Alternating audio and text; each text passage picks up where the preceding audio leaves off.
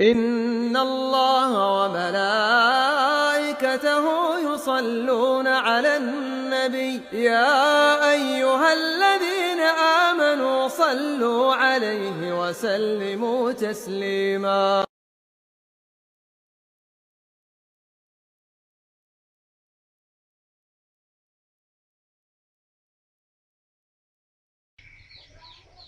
As-soal tsani. Soal yang kedua, kalau kita mendengar nama Rasulullah sallallahu alaihi wasallam, kita disunahkan untuk berselawat kepada beliau.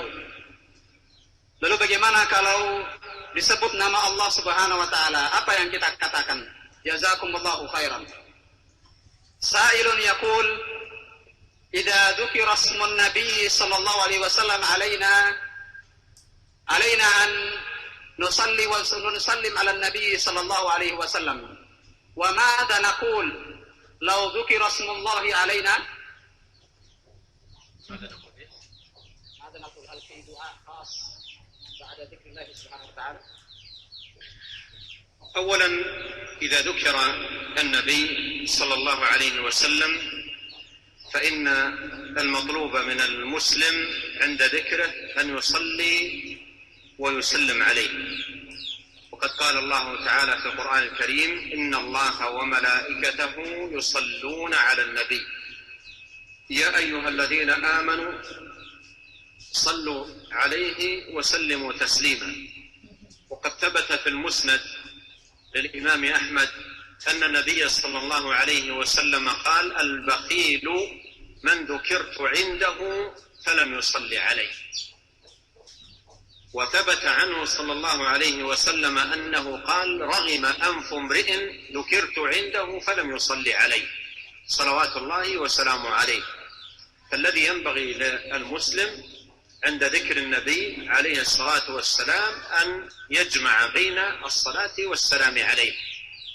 ولهذا إذا قرأنا كتب الحديث صحيح البخاري وصحيح مسلم والسنن والمسند وغيرها، إذا انتهى الإسناد إلى الصحابي تجده يقول قال رسول الله صلى الله عليه وسلم أو قال رسول الله عليه الصلاة والسلام. فهذه الصيغة مطلوبة عند كل ذكر له صلى الله عليه وسلم أن نجمع له بين الصلاة والسلام. وإذا ذكر الله سبحانه وتعالى لا بأس أن يذكر من معاني الثناء والتنزيه والتعظيم لله سبحانه وتعالى، كأن يقول قال الله تعالى أو قال الله عز وجل أو قال الله سبحانه أو نحو ذلك من ألفاظ التعظيم والتقديس والتنزيه لله عز وجل.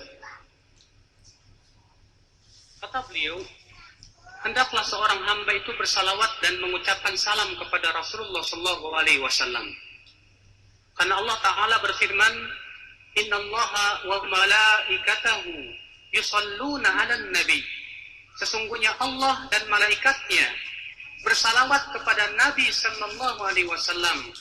Ya ayyuhalladzina amanu sallu alaihi wa sallimu taslima. Hai orang-orang yang beriman, bersalawatlah kepadanya dan ucapkanlah salam kepadanya.